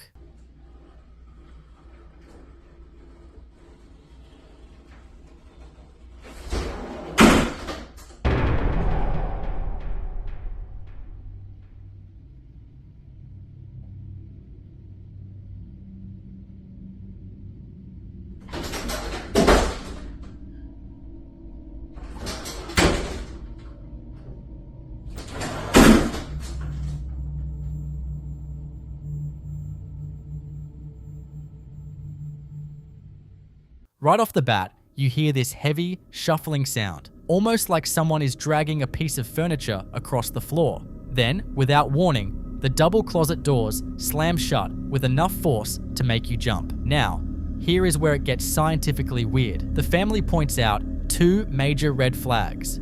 First, those doors don't have handles on the inside, and the closet is so packed with a washer and dryer that there is physically no room for a person to be standing in there to pull them shut.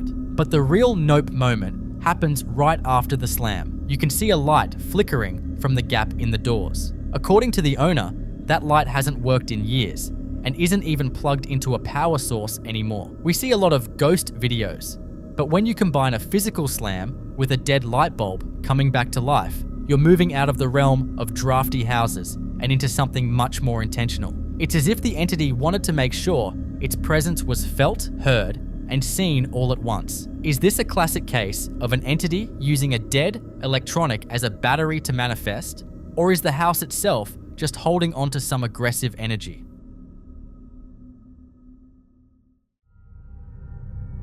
This next clip takes us to a hotel in the Lake District, where a solo traveler captured something that turned a peaceful getaway into a night of pure paranoia. While filming a TikTok in her room, she started noticing strange noises that didn't belong. If you listen closely, you can hear these distinct, disembodied whispers. One viewer even pointed out that it sounds like a voice saying she's already nervous, which, if true, is a whole new level of creepy. It wasn't just her imagination though. When she reviewed the footage, the voices were undeniably there, vibrating in the silence of her empty room.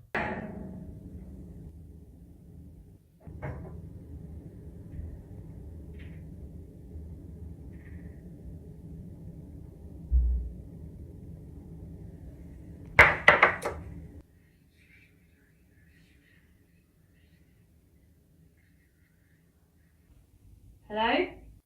Oh, fucking hell. Hello?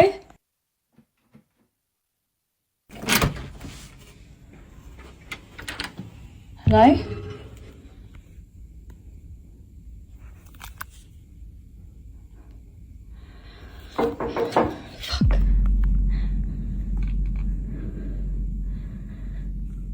Now, here's where it gets interesting. Once the video hit the internet, the comment section turned into an unofficial paranormal forum. Several people immediately recognized the layout and asked if she was staying at The Swan, a well-known hotel in the area. One user reported it was the most haunted night ever, and they didn't sleep a wink during their stay, while another guest confirmed they had an almost identical experience in a loft room at that same location. Feeling increasingly uneasy, she called down to reception, and they promised to send someone up to check on her. When she finally opens the door, expecting to see a staff member, she's met with a long, silent, and completely empty hallway. The sheer length of that corridor makes it almost impossible for someone to have ducked around a corner that fast. While a few skeptics in the comments suggested noisy heating pipes, the majority of viewers were just screaming for her to lock the door and stay inside. So, what do you think? Is this hotel truly holding on to spirits from the past that like to comment on their guest's state of mind? Or is it just a case of old plumbing and a hyper-aware traveler? The following video you're about to watch was taken off the security camera of a daycare, and what happens on this day was a visceral display of a child's instinctive fear that has since left the staff questioning the safety of their space. Children are often dismissed for having overactive imaginations, but the reaction of the young boy in this footage suggests he was responding to a very real threat. As he plays alone in the back room, he suddenly bolts toward the main area, his screams indicating a level of terror that goes beyond a simple jump scare. His guardian immediately rushes in to find the source of the disturbance, but the room appears empty. While she's there, the entity makes its presence undeniably known in the area where the kids are playing.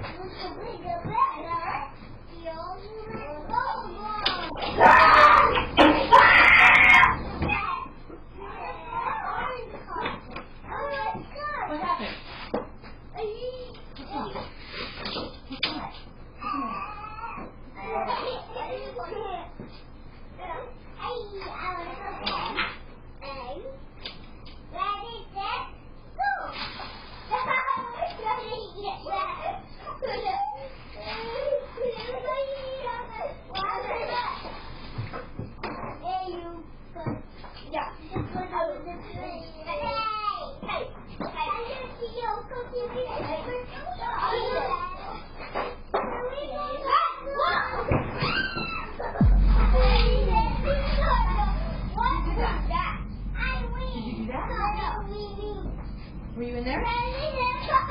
Were you in there? No. Who knocked this over? Who knocked this over? Maybe it was just air. Yeah, what was it done? Well, I could have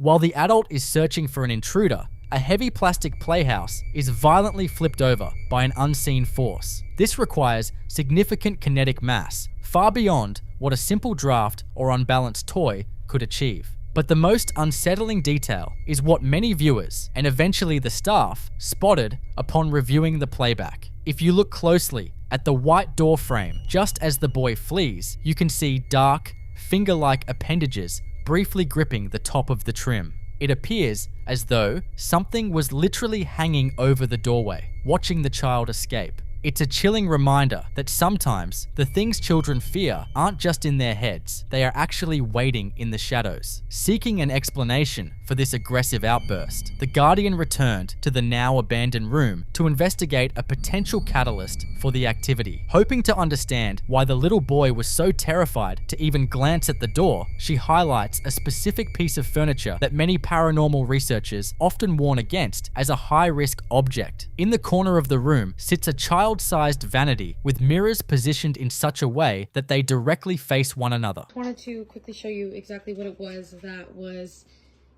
scaring the little kid that my mom was watching. So pretty much, so firstly we have the house, and obviously you guys saw that it fell, but the other thing I wanted to point out was that it's pretty hefty, so it really doesn't make any sense that it would just fall on its own like that. So that's just something I wanted to point out. And this is the room.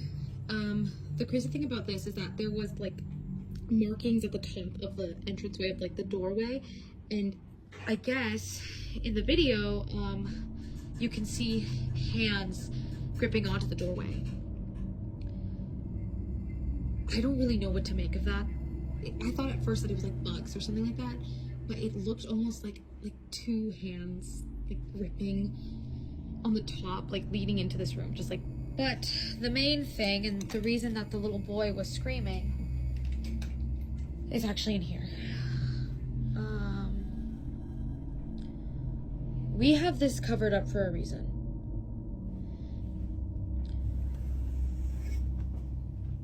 Apparently, the little boy told my mom that he saw a face in these mirrors. We already found someone who's going to take it off our hands and pick it up off Facebook Marketplace, but we have been keeping this room off limits.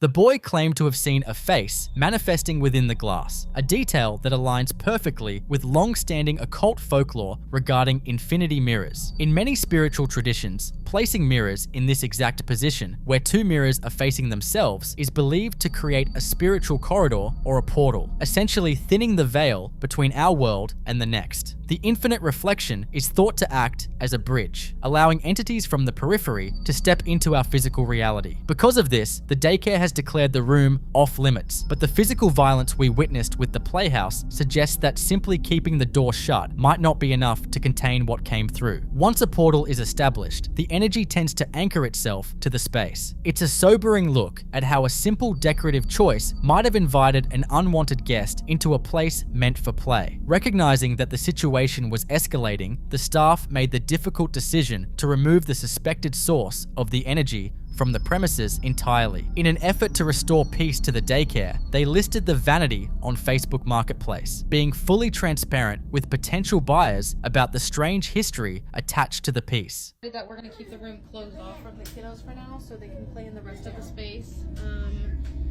We actually are going to go ahead and get rid of the vanity. We put it on Facebook Marketplace. Obviously we told them like, hey, like, we think that this is responsible for some weird haunting stuff. They said they were fine with it, so I don't know.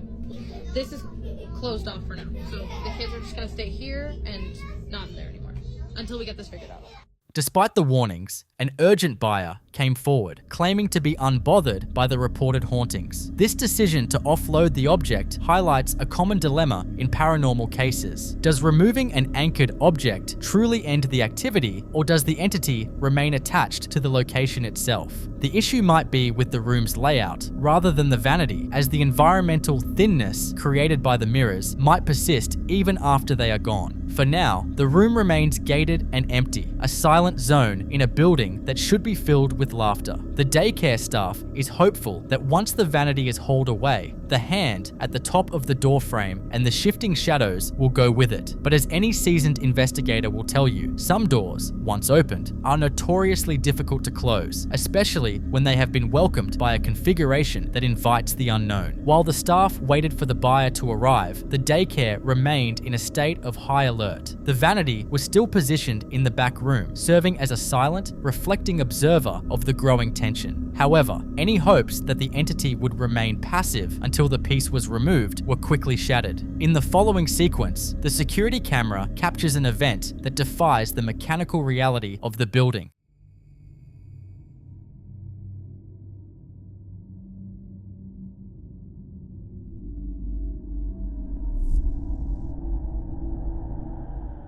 The door leading into the restricted room, which had been firmly latched shut to keep the children out, begins to swing open with a slow, deliberate motion. There are no drafts in the building strong enough to disengage a physical latch, yet the door moves as if pushed by a steady, invisible hand. The fact that the vanity remained in the room during this manifestation suggests a defensive posture from the entity, as if it were asserting its claim over the space before its anchor could be taken away. This kind of interaction is frequently reported in homes where a haunted object is about to be removed. The activity often spikes in intensity, becoming more overt and aggressive. It's as though the presence is no longer content with subtle hints and has moved into a phase of direct physical defiance, making it clear that it won't be ignored. As the tension continued to mount, the staff decided to use a common piece of children's equipment to monitor the room from a distance. One walkie-talkie was left in the back room alongside the vanity, while the other remained with the staff in the main daycare area.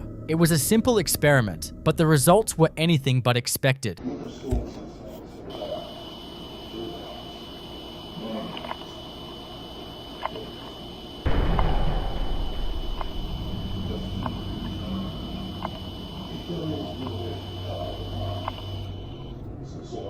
Through the static of the walkie-talkie, a series of rhythmic, deliberate sounds began to emerge. These weren't just the random pops of interference. They sounded remarkably like heavy, measured footsteps, or perhaps a persistent tapping on a wooden surface. The regularity of the noise suggests a sentient source, something pacing the restricted room while the door remained shut. In paranormal investigations, this is a classic manifestation of an entity using communication devices to bridge the gap between the unseen and the audible. Since the other walkie-talkie was directly in the presence of the portal mirrors, it's theorized that the device was acting as a microphone for the activity occurring in that thinned reality. There's a specific irony in using such a brightly colored, cheerful toy to capture something so ominous. It reinforces the idea that this presence has fully integrated itself into the daycare's environment, utilizing whatever objects are at its disposal to signal its existence. The final confirmation of the room's energy came through a physical sweep. The Guardian carried the walkie-talkie through the daycare to determine if the interference was widespread or localized. As she moves between the main hallway and the threshold of the restricted room, the difference in auditory feedback is startling.